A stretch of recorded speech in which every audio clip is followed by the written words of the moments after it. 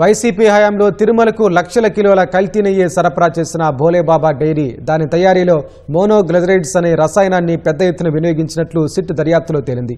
ఢిల్లీలోని రఘుబీర్ శరణ్ ఓవర్సీస్ సంస్థ కొరియా నుంచి వీటిని దిగుమతి చేసుకుంది. వారి నుంచి సుగంధ్ ఆయిల్ సంస్థ కొని భోలేబాబా డైరీకి సరఫరా చేసినట్లు నిగ్గు తేలింది. సిట్ అధికారులు గతేడాది ఏప్రిల్ 23న సుగంధ ఆయిల్స్ కంపెనీలో సోదాలు చేపట్టగా 200 కిలోల సామర్థ్యం కలిగిన డ్రమ్ముల్లో వీనస్ బ్రాండ్ లేబుల్తో ఉన్న మోనోగ్లిజరైడ్స్ పెద్ద ఎత్తున కనిపించాయి.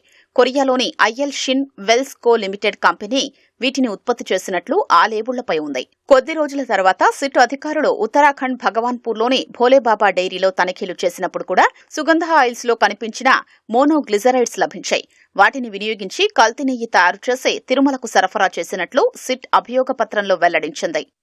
సాధారణంగా వెజిటబుల్ ఆయిల్స్ లేదా జంతు కొవ్వులతో మోనోగ్లిజరైడ్స్ తయారు చేస్తారు. వెజిటబుల్స్ తో తయారు చేసినవి ధర ఎక్కువ, జంతు కొవ్వులతో తయారైనవి ధర తక్కువగా ఉంటాయి. ధర తక్కువ కాబట్టి జంతు కొవ్వులతో తయారైన మోనోగ్లిజరైడ్స్ ని కల్తీ నెయ్యి తయారీ కోసం వాడి ఉండొచ్చన్న అనుమానాలు వ్యక్తమవుతున్నాయి. టీటీడీ 2024 జూలైలో పంపించిన నెయ్యి నమూనాల్లో పంది కొవ్వు, గొడ్డు కొవ్వు ఉండొచ్చని ఎన్డీడీబీ CALF ప్రయోగశాల నివేదికల్లో పేర్కొనడాన్ని చూస్తే జంతు కొవ్వులతో తయారైన మోనోగ్లిజరైడ్స్ నే కల్తీ నెయ్యి తయారీలో వాడి ఉండే అవకాశాలు దండిగా ఉన్నాయి. కానీ సిట్ దీనిపై లోతుగా దర్యాప్తు చేయలేదు.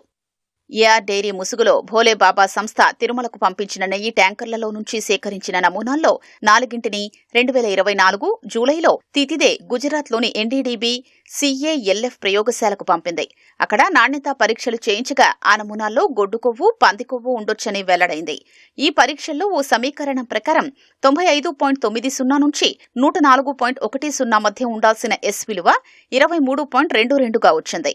దీన్ని బట్టి అందులో గొడ్డు కొవ్వు ఉండొచ్చని ఎన్డీడీబీ నివేదికలో స్పష్టం చేసింది.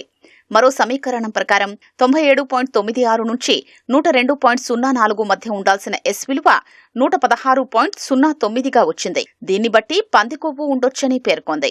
జంతు కొవ్వులతో మోనోగ్లిజరైడ్స్ తయారీ కోసం ఎక్కువగా చౌక ధరకు దొరికే పంది కొవ్వు, గొడ్డు కొవ్వే వాడతారు. ఎన్డీడీబీ నివేదికలో అంశాల్ని, సిట్ దర్యాప్తులో వెల్లడైన విషయాల్ని సరిపోల్చి చూస్తే జంతు కొవ్వుతో తయారు చేసిన మోనోగ్లిజరైడ్స్ నే వాడి ఉంటారనే వాదన బలంగా వినిపిస్తోంది. కల్తీ నెయ్యి తయారీలో మోనోగ్లిజరైడ్స్ వాడారని అభియోగ పత్రంలో పేర్కొన్న సిట్ అది వెజిటబుల్ ఆయిల్స్ తో తయారైందా, జంతు కొవ్వులతో తయారైందా అనే దానిపై లోతుగా దర్యాప్తు చేయకుండా వదిలేసింది. భోలేబాబా డైరీ వంట నూనెల పేరిట నకిలీ ఇన్వాయిస్లతో సుగంధ ఆయిల్స్ నుంచి మోనోగ్లిజరైడ్స్ కొన్నట్లు సిట్ తేల్చింది.